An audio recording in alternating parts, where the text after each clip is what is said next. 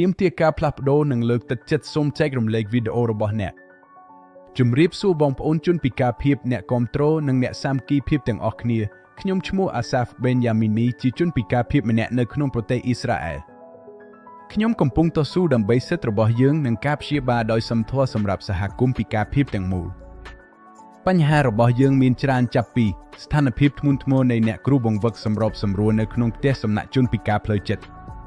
ការតស៊ូដើម្បីសិទ្ធិជនពិការនិងការកែតម្រូវជំនួយថ្លៃឈ្នួលដែលហួសសម័យ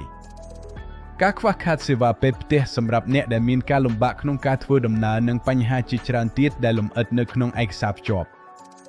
ឥឡូវនេះខ្ញុំត្រូវការជួយពីអ្នកខ្ញុំសូមទាមទារឲ្យអ្នកទាំងអស់គ្នាចែករំលែកវីដេអូពិតប្រាកដដែលអ្នកបានបង្កើតដើម្បីលើកទឹកចិត្តនិងជំនួសជីវិតដល់សហគមន៍ពិការភាពនៅក្នុងប្រទេសអ៊ីស្រាអែលតើខ្ញុំត្រូវការអ្វីខ្លះវីដេអូពិតប្រាកដអំពីជីវិតការតស៊ូសុបិននិងក្តីសង្ឃឹមរបស់ជនពិការភាពឬអ្នកដែលធ្វើការជាមួយពួកគេប្រវត្តិរឿងផ្ទាល់ខ្លួនការទាមទារសិទ្ធិការបង្កើតគម្រោងសង្គមឬការបង្ហាញពីបញ្ហាប្រឈមផ្សេងអាចប្រើភាសាណាក៏បានរយៈពេលណាក៏បានពីខ្លីដល់វែងច្រើនជាមួយវីដេអូនិងច្រើនជាមួយភាសាគឺអនុញ្ញាតបានត្រូវតែមានសំឡេងនិងរូបភាពជាទម្រង់ឯកសារ9សូមសរសេរឈ្មោះឯកសារវីដេអូឲ្យបញ្ជាក់ពីភាសានៅក្នុងនោះវីដេអូទាំងនេះនឹងត្រូវបានគេប្រើដើម្បីបង្កើតការយល់ដឹងលើកកម្ពស់ការយកចិត្តទុកដាក់និងជំរុញការផ្លាស់ប្ដូរនយោបាយសម្រាប់ជនពិការភាពទាំងអស់នៅក្នុងប្រទេសអ៊ីស្រាអែលចូលរួមជាមួយយើងដើម្បីបង្កើតផែនការជាក់ស្ដែង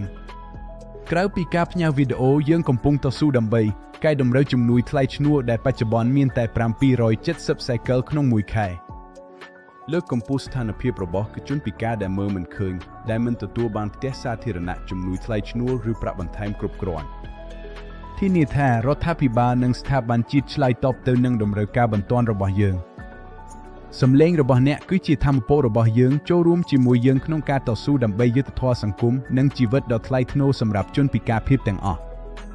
សូមផ្ញើវីដេអូរបស់អ្នកនិងតាក់ទងមកខ្ញុំតាមរយៈអ៊ីមែល 72sfall.com ទូរស័ព្ទ972 58 572884040សម្រាប់ព័ត៌មានលម្អិតការយល់ដឹងបន្ថែមនិងជំនួយផ្សេង Link 3ទាំងព័ត៌មាន HEPS Link ter E72SF គម្រោង Association Fardesu HEPS Lenefesh Org El Rights P ចលនា Need Cape Wu Netgeber.com លិខិតព័ត៌មានផ្ទាល់ខ្លួននិងព័ត៌មានវិទ្យាសាស្ត្ររបស់ខ្ញុំមាននៅក្នុងលិខិតដើមសូមចែករំលែកការតស៊ូរបស់អ្នកសូមឲ្យសំឡេងរបស់យើងត្រូវបានលើកខ្លាំងដោយក្តីសង្ឃឹមនិងសាមគ្គីភាពអាសាហ្វបេនយ៉ាមីនីជនពិការភាពនិងជាសកម្មជនសម្រាប់សិទ្ធិជនពិការសូមចូលរួមជាមួយយើងក្នុងការផ្សព្វផ្សាយសារនេះត្រូវចាំថាសិទ្ធិមនុស្សនិងភាពស្មោះត្រង់គឺជាសិទ្ធិរបស់មនុស្សគ្រប់គ្នា